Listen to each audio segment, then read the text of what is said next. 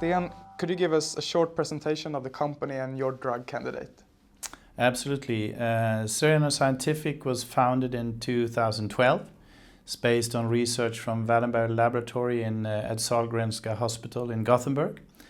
We are targeting the major killer on the planet, thrombosis, which manifests into myocardial infarction, stroke and other severe diseases.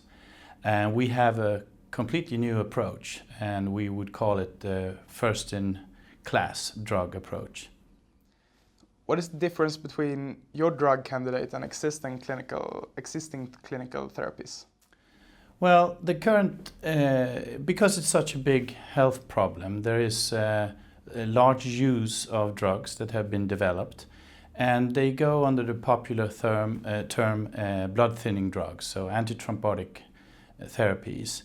The market is 200 billion Swedish kronor a year, so it's a huge market. And they all call blood thinning drugs because they weaken the coagulation process. That's how they work. The issue with that is that you put the treated patient at risk of bleeding 24/7. And that can be severe bleedings, such as hemorrhage in the brain or other places in the body. And the other issue with it is that because there's a risk for bleed, you can't dose them very high, because the higher you dose, the more risk of bleeding. So our approach is completely different. We target to restore the body's own defense mechanism against thrombosis, and we have such. We have developed a defense mechanism against thrombosis or blood clots to form because they are so dangerous. And in risk patients, that defense mechanism is weakened. And we have found that our substance, our drug candidate, can restore and strengthen that defense mechanism. So that's a completely new approach. In the end of June, you presented the result for the first clinical study. Can you tell us more about it? Yeah, initially when we were moving towards this drug candidate, we have pursued a very innovative controlled release formulation of the active substance. And we are based on preclinical work and drug proof of concept in animals and so. And we got approval to put this new drug candidate into phase 1 in healthy volunteers. And we did that to document the safety and the tolerability of the product, and also document the pharmacokinetic profile that we were after. In addition, we wanted to see if we could have an impact on the major risk factor for myocardial infarction, thrombosis, pi, which is a protein that floats around in the body. And actually we succeeded with all those documentations. So safe, tolerable, great pharmacokinetic profile, and a significant impact on pi. You have initiated a collaboration with a clinical research organization for the planned phase 2 clinical trial. Can you please tell us more about that? Yeah, we have. You have to run things in parallel if you want to be on a fast track development, which we believe we are. So we have identified an existing substance that's used for epilepsy on the market, and thus we're not really worried about the safety and the tolerance. So we have pursued the planning for a phase 2 program in parallel with starting up the phase 1. So we have had a procurement process in place globally to find a good, reputable and CRO that could implement the phase 2 program that we want to do. And eventually we decided on OCT Group, which is founded and based in St. Petersburg, but work globally. And so now we are pursuing our phase 2 development program with them. We signed the agreement with them, final agreement, this week, and published that in a press release on Wednesday. So when do you think you could start the phase 2 clinical trial? Well, in our plans, and as has been communicated before, we expect to be able to file for approval to begin the study by the end of this year. So, and then there is a period for communication between the applicant and the authorities, and when you get your approval, eventually we can initiate the trial. So we hope to do that during the spring, towards the summer next year. You have established a finance solution with European high growth opportunities. Why have you chosen this way of financing? Well, biotech is hard to finance sometimes because you have great ideas, big innovations demand lots of finance behind them. And at the same time, being a company on the stock market, we have a retail valuation on the company. So we knew that we needed to raise enough capital to pursue a phase 2 program that is in parallel or in parity with the big pharma companies. So there is a benchmark on what kind of trial you need to do to pursue proof of concept in man, and that's what we're doing. This has been done before by big pharma.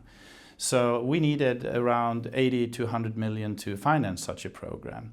And we decided on this financial solution in order to have a stable and predictable financing for this whole program, which will take us through the phase 2 clinical study. If you look at the alternatives, how do you prefer to finance further studies? We have said in our communication that we are open to different financial solutions. We took this financial solution at the time when we were pursuing towards the phase 2. And we might add other types of financing to the company, and that could be some major shareholders or share issues on the market. But currently we have no strong need to raise capital for the company. And in the recent week you have published several press releases. It seems like things are moving in the right direction.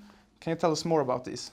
Yeah, we're very happy about the progress we have made with the company, and especially say this year. So we have published in June the phase 1 trial with very good data, as I mentioned, and we have also financed our phase 2 program in the spring, moving forward. And now this week we announced that we have reached a final agreement with our CRO, as I mentioned.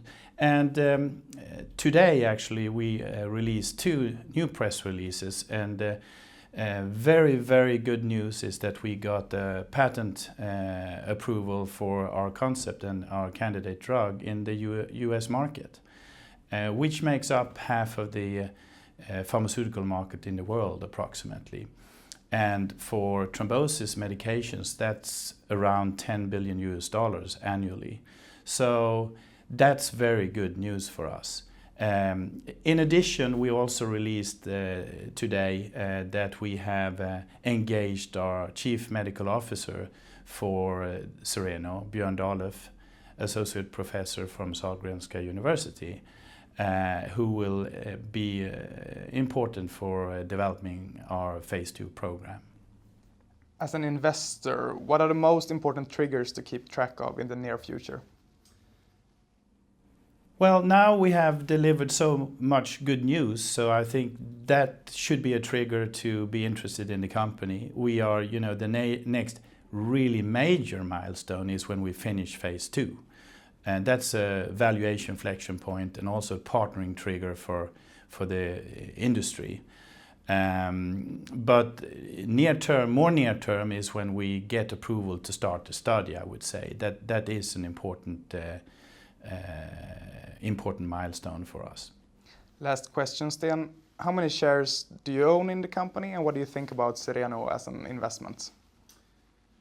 Well, I own 427,000 shares, which I've had since I joined the company almost in the beginning, and I'm keeping them. I think we have quite a low valuation on the market today. And just as a reflection, Wilson Therapeutic sold the company this June, and they had passed phase 2 and hadn't started their phase 3 program, and the company was sold for 7.2 billion Swedish kronor. And we are currently valued at less than 50 million on the Swedish market. So I think there is the real valuation of great technologies from the Nordic area comes when a global company targets a partnership or a buyout of these kind of technologies. If I was an investor, I would think about that, and I would potentially put some money into Cereno. Thank you very much. Thank you.